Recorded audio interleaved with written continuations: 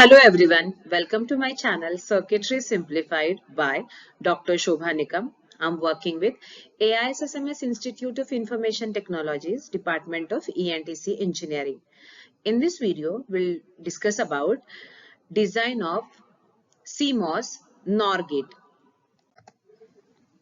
So any digital circuit can be implemented using logic gates, and the logic gates are of three types: basic gates, AND, OR, NOT or inverter.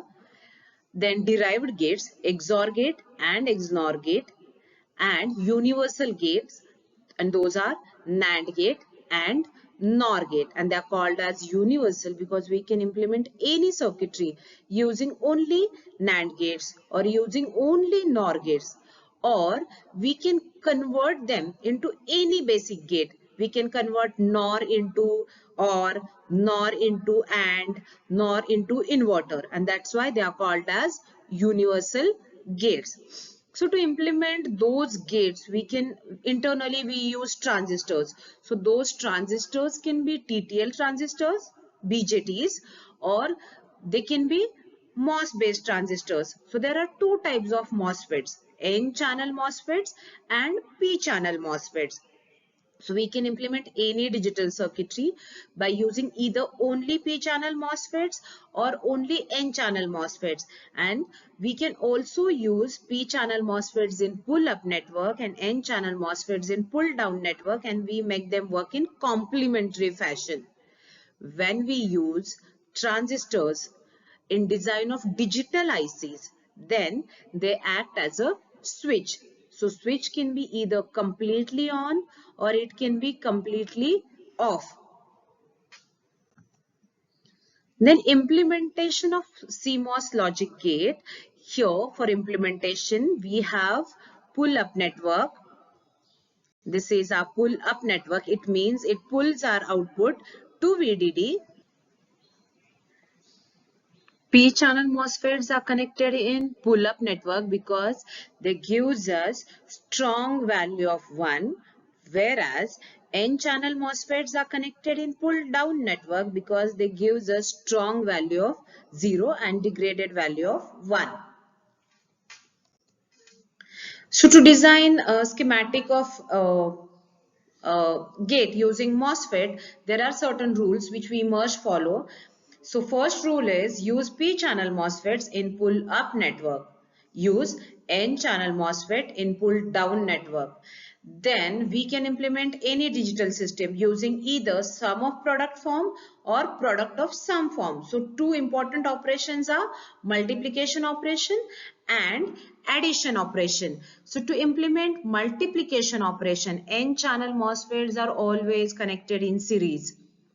To implement addition operation, N-channel MOSFETs are connected in parallel.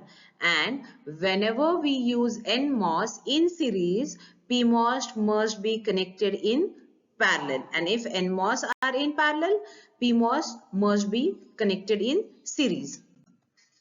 This is our CMOS NOR gate. So this is symbol of two input NOR gate. So when we have two inputs, it means we must take two N-channel MOSFETs and two P-channel MOSFETs. If number of inputs are 4, then we'll have to take 4 N-channel MOSFETs and 4 P-channel MOSFETs. Rule number 1, NMOS are in pull-down network. PMOS, second rule is PMOS are in pull-up network. Here NOR means what? Inverted OR. So here what we implement is addition. So to implement addition operation, NMOS are connected in parallel. So drain terminals and source terminals are shorted. When NMOS are connected in parallel, P-channel MOSFETs must be connected in series. So here PMOS are connected in series. The difference in symbol of NMOS and PMOS is here at PMOS you can see bubble at the gate terminal. Then PMOS turns on when input is 0. So here we'll verify truth table of our NOR gate. So conditions can be 0, 0, 0, 1, 1, 0 and 1, 1. So very first condition is when A is equals to 0 and B is equals to 0. So here you can see both P channel MOSFETs are receiving input 0. So both of them will turn on.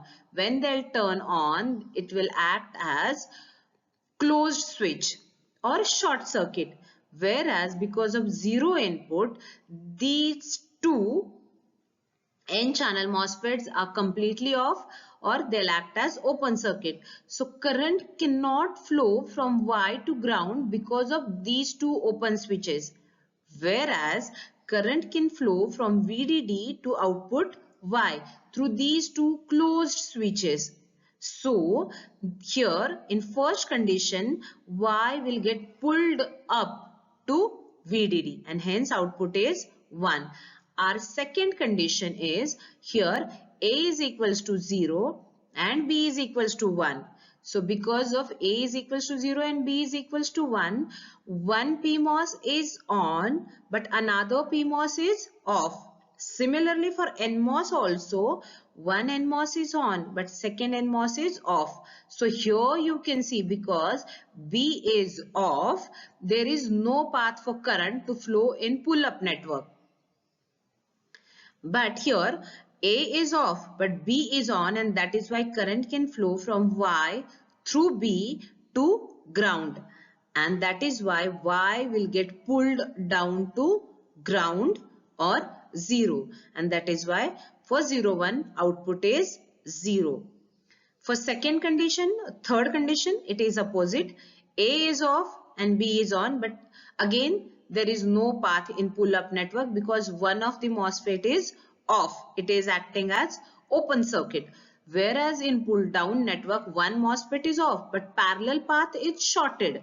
So here current will flow from Y through A to ground. So Y will get pulled down to ground and hence output is 0 for third condition. And the last condition, when A is equals to 1 and B is equals to 1. Now both P channel MOSFETs are completely off. They are acting as open circuit, whereas both N channel MOSFETs which are connected in pull down network, they are completely on. They are acting as short circuit, and that is why current will flow through Y and then both N channel MOSFETs and then ground. So if we'll consider these two as short circuit, Y will get pulled down to ground or Y will get shorted to ground, and that is why output is 0. So in this way this CMOS NOR gate will work. Things to remember are NMOS turns on when input is 1. PMOS turns on when input is 0. 0 means ground. 1 is high voltage. Then NMOS are always connected in pull down. PMOS are always connected in pull up. For implementation of multiplication, NMOS in series. For implementation of addition, NMOS in parallel. When NMOS in parallel, PMOS are in series. When NMOS are in series, PMOS are in parallel. So it was all about implementation of NOR gate using MOSFETs. Thank you so much for watching this video. See you in next video. Thank you.